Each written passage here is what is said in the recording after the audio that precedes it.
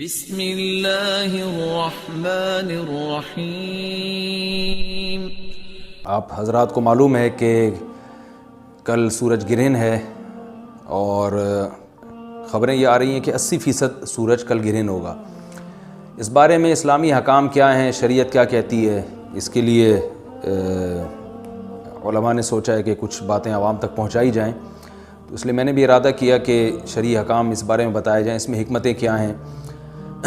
رسول اللہ صلی اللہ علیہ وسلم کے دور میں سورج گرہن ہوا ہے۔ آپ صلی اللہ علیہ وسلم کے نرینہ اولاد نہیں تھی، آپ کو اللہ نے اولاد دی اور آپ کے بیٹے کی موت واقع ہوئی۔ یہ ایک بہت بڑا حادثہ تھا اس وقت، کیونکہ عرب میں نرینہ اولاد کی بڑی ویلیو تھی۔ آپ صلی اللہ علیہ وسلم کو اللہ نے بیٹیاں دیں، بیٹا نہیں دی، اور بیٹا دے کے اٹھا لیا، تو ایک بہت بڑا واقعہ تھا، اور اللہ کی قدرت کے اسی دن سورج بھی گرہن ہو گیا۔ تو عرب یہ کہا کرتے تھے، زمانہ جاہلیت میں یہ بات مشہور تھی کہ کوئی بہت بڑا دنیا میں واقعہ ہوتا ہے تو سورج یا چاند گرہن ہو جاتے ہیں۔ اسی دن سورج بھی گرہن ہوا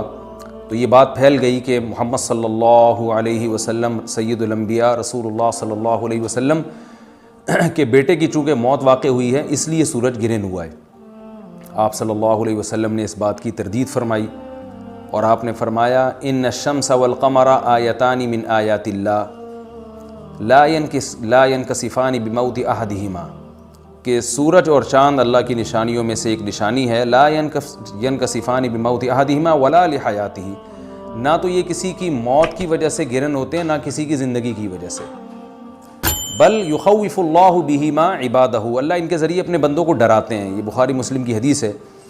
اپنے بندوں کو خوف زدہ کرتے ہیں۔ تو یہ اللہ کی نشانیاں ہیں، اور آپ صلی اللہ علیہ وسلم نے اس موقع پر نماز کا حکم دیا، اللہ کے سامنے عاجزی اور انکساری کا حکم دیا۔ دیکھیے یہاں ایک بہت اہم پوائنٹ کی بات ہے ان لوگوں کے لیے جو اسلام کے خلاف ہیں، جو محمد صلی اللہ علیہ وسلم سرور دو عالم سید الانبیاء صلی اللہ علیہ وسلم کو سچا نبی نہیں مانتے، ان کے لیے اس حدیث میں آپ صلی اللہ علیہ وسلم کی نبوت کی ایک بہت زبردست دلیل موجود ہے۔ ایک واقعہ ہوا ہے آپ صلی اللہ علیہ وسلم کے بیٹے کی موت کا، اور عرب یہ ویسے ہی کہا کرتے تھے کوئی بہت بڑا دن ہوگا تو سورج گرہن ہوگا۔ تو کوئی بھی شخص جو جھوٹا نبی ہو، آپ خود بتائیے کہ کیا وہ ایسے موقع پہ اس واقعے کو اپنے حق میں کیش نہیں کرائے گا، اور وہ یہ کہے گا نہیں کہ میں تو پہلے ہی کہتا تھا کہ میں بہت بڑی شخصیت ہوں اور میرے بیٹے کی موت ہونا، ایک پیغمبر کے بیٹے کی موت ہونا ہے، تو یقیناً یہ اس اللہ کی طرف سے ایک نشانیاں ہے، یہ نشانی ہے سورج کا گرہن ہونا، یہ بتانے کے لیے ہے کہ واقعی یہ بہت بڑا دن ہے، اور میں یہ بہت بڑا دن اس اعتبار سے کہ ایک نبی کے بیٹے کی موت واقع ہوئی ہے۔ لیکن آپ صلی اللہ علیہ وسلم نے یہ سب نہیں کیا، اور آپ نے بتایا کہ سورج اور چاند کے گرہن ہونے کا کسی کی موت یا زندگی سے کوئی تعلق نہیں، اور آج سائنس نے بھی ثابت کر دیا ہے کہ یہ ایک سائنٹیفک حقیقت ہے کہ جب زمین اور سورج کے درمیان چاند آ جائے تو سورج گرہن ہو جاتا ہے، اور جب چاند اور سورج کے درمیان زمین آ جائے اور سورج کی روشنی چاند تک نہ پہنچ رہی ہو تو چاند گرہن ہو جاتا ہے۔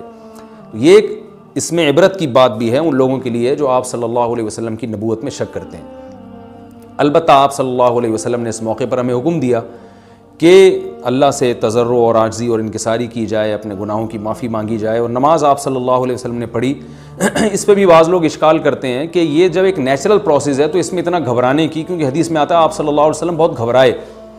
تو اس میں گھبرانے کی کیا بات ہے؟ تو یاد رکھیے ہر نیچرل پروسیس جو ایک عام معمول سے ہٹ کر ہو، اس میں انسان کے لیے ایک عبرت کی بات ہوتی ہے۔ ہم دیکھتے ہیں رسول اللہ صلی اللہ علیہ وسلم کے دور میں جب تیز ہوا چلتی تھی اور بارش سے پہلے ہوا چلا کرتی تھی تیز ہوائیں، تو آپ صلی اللہ علیہ وسلم گھبرا کے مسجد کی طرف دوڑتے، عاجزی انکساری کرتے، اللہ تعالیٰ سے یہ کہتے کہ اللہ تو نے تو مجھ سے وعدہ کیا ہے کہ جب تک میں ان کے درمیان موجود ہوں تو ان کو عذاب نہیں دے گا۔ تو یہ خوف کا غلبہ تھا آپ صلی اللہ علیہ وسلم پر۔ کیوں؟ وجہ اس کی یہ تھی کہ یہی حالات قوم عاد اور قوم سمود پر بھی آئے ہیں۔ قرآن میں آتا ہے نا، فَلَمَّا رَأَوْهُ عَارِضًا مُسْتَقْبِلَ أَوْدِيَتِهِمْ قَالُوا هَذَا عَارِضٌ مُمْطِرُنَا بَلْ هُوَ مَا اسْتَعْجَلْتُمْ بِهِ رِيحٌ فِيهَا عَذَابٌ أَلِيمٌ تُدَمِّرُ كُلَّ شَيْءٍ بِأَمْرِ رَبِّهَا فَأَصْبَحُوا لَا يُرَىٰ إِلَّا مَسَاكِنُهُمْ، کہ وہ بادلوں کو دیکھ کے کہنے لگے یہ تو ایک معمول کے مطابق بادل ہیں جو برسیں گے اور بارش ہوگی۔ تو پیغمبر نے کیا کہا کہ یہ بارش نہیں ہے بلکہ یہ وہ عذاب ہے جس کی تم جلدی کیا کرتے تھے، اور اس میں ایک ایسی ہوا ہے جو اللہ کے حکم سے ہر چیز کو ہلاک کر دے گی۔ اور پھر ان پر ایک ہفتہ عذاب آیا، اور قرآن کہتا ہے کہ وہ ایسے پڑھ کے ہلاک ہو گئے کہ فَتَرَ الْقَوْمَ فِيهَا صَرْعَىٰ كَأَنَّهُمْ أَعْجَازُ نَخْلٍ خَاوِيَةٍ۔ اے مخاطب اگر تو ان کو دیکھتا تو ایسے لگتا کھجور کے تنے ہیں جو اوندھے پڑے ہوئے ہیں، تو ایسے ہوا نے ان کو تہس نہس کر دیا۔ تو یہ عام معمول سے ہٹ کے جب بھی اس کائنات میں کوئی تغیر آتا ہے تو وہ اللہ کی نشانیوں میں سے ایک سائنٹیفک حقیقت بھی ہے، اس کی ایک لاجک بھی ہے، لیکن اس کے ساتھ ساتھ اللہ کی نشانیوں میں سے ایک نشانی بھی ہے، اور ایسی نشانی ہے جس سے ہمیں ڈرنا چاہیے کہ اللہ تعالیٰ کو اختیار ہے، وہ جب چاہے سورج کی روشنی چھین لے، چاہے کسی بھی طرح سے چھینے۔ اور یہ بھی ایک سائنٹیفک حقیقت ہے جو آپ صلی اللہ علیہ وسلم کی نبوت پر جس نے ایک مہر لگا دی ہے کہ سورج اور چاند کا گرہن ہونا، اگرچہ اس کی ایک لاجک ہے کہ چاند سورج کے سامنے آ جائے تو سورج گرہن ہو جاتا ہے، لیکن اس بارے میں جو ہماری تحقیق ہے، جو سائنسدان کہتے ہیں کہ یہ وقت یعنی خطرے کا وقت ہوتا ہے، سورج سے ایسی خطرناک ریز نکلتی ہیں جو نقصان کا سبب بن سکتی ہیں، تبھی بعض حضرات سورج کی طرف دیکھنے سے بھی منع کرتے ہیں، اور یعنی نظام میں تھوڑی ایک عام نارمل روٹین سے ہٹ کے اس کائنات کا نظام چلتا ہے، تو اس لیے یہ اس کائنات کے لیے، زمین کے لیے ڈینجرس ہو سکتا ہے، اور جو گریوٹی اور جو کشش کا نظام ہے اس میں بھی خلل واقع ہوتا ہے۔ تو ایسا نہیں ہے کہ یہ بالکل ایک نارمل کنڈیشن ہوتی ہے اور اس کا کوئی نقصان ہی نہیں ہے، یہ بالکل غلط ہے، اس میں نقصان کا بہرحال خطرہ ہے، اور اس بات کا امکان موجود ہوتا ہے کہ قدرت انسانوں سے انتقام لے یا انسانوں کو نقصان پہنچائے۔ اور ویسے بھی جن کے دلوں میں اللہ کا خوف ہوتا ہے وہ تو ویسے ہی اللہ کے وَهُم مِّن خَشْيَتِهِ، قرآن مجید میں اللہ تعالیٰ کے ارشاد ہے کہ مشرکین بار بار یہ سوال پوچھتے تھے قیامت کب آئے گی کب آئے گی، اللہ فرماتے ہیں لیکن جو مومنین ہیں ان کو اس سے غرض نہیں ہے کہ کب آئے گی، وَالَّذِينَ آمَنُوا مُشْفِقُونَ مِنْهَا، وہ تو قیامت سے گھبراتے ہیں کہ پتہ نہیں ابھی نہ آ جائے۔ تو جس کے دل میں اللہ کا خوف ہوتا ہے اس کے زندگی گزارنے کا طریقہ کچھ اور ہوتا ہے، وہ بات بات پہ اللہ سے ڈرتا ہے، اس کو اللہ سے ڈرنے کا بہانہ چاہیے، اس کو توبہ کا بہانہ چاہیے۔ تو اس بحث میں پڑھنا کہ یہ تو ایک لاجیکلی ایک سورج کی روشنی غائب ہو جائے گی، وہ ٹھیک ہے، یہ سائنسدانوں کا شعبہ ہے کہ کیوں غائب ہو رہی ہے، ماہرین فلکیات کا شعبہ ہے، لیکن اہل ایمان کا جو کام ہے اس موقع پر، ان کا جو وظیفہ ہے وہ یہ کہیں کہ اللہ کی نشانیوں میں سے ایک نشانی ہے، اللہ اپنی قدرت دنیا میں دکھاتا ہے کہ میں یہ بھی کر سکتا ہوں چاہے کسی بھی طریقے سے کروں، تو ہمیں اس موقع پر بہرحال اللہ کے سامنے جھکنا چاہیے، اپنے گناہوں سے معافی مانگنی چاہیے، اور وہی عمل کرنا چاہیے جو رسول اللہ صلی اللہ علیہ وسلم نے ہمیں بتایا ہے۔ اور اس بارے میں جو توہمات پھیلے ہوئے ہیں اس سے بھی ہمیں اجتناب کرنا چاہیے، جیسے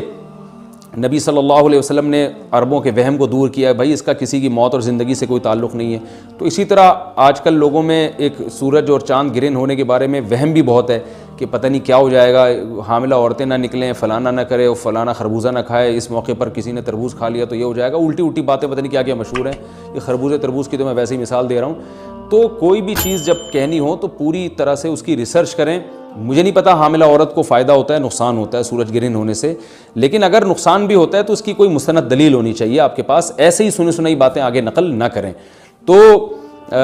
بہرحال ہمیں جو کرنے کا کام ہے جو رسول اللہ صلی اللہ علیہ وسلم نے بتایا ہے وہ کام بخاری اور مسلم کی حدیث کے مطابق نماز ہے، انفرادی بھی ہے، جماعت سے بھی ہے، مستحب یہ ہے کہ جماعت سے نماز پڑھی جائے مسجد میں یا کسی بھی میدان میں، اور 2 رکعتیں امام پڑھائیں گے اور اس میں سرن تلاوت بھی کر سکتے ہیں، جہری تلاوت بھی کر سکتے ہیں، دونوں رائے ہیں علماء کی۔ آج کل جہری کو اس لیے ترجیح دی جاتی ہے کہ صلاۃ کسوف میں جو رسول اللہ صلی اللہ علیہ وسلم کی سنت ہے وہ لمبی نماز ہے، تو لمبی نماز پڑھیں گے تو اگر آپ آہستہ آواز سے پڑھیں گے تو لوگوں کو تھکاوٹ کا احساس زیادہ ہوتا ہے، جہری پڑھیں گے تو تھکاوٹ کا احساس کم ہوتا ہے، تو اس لیے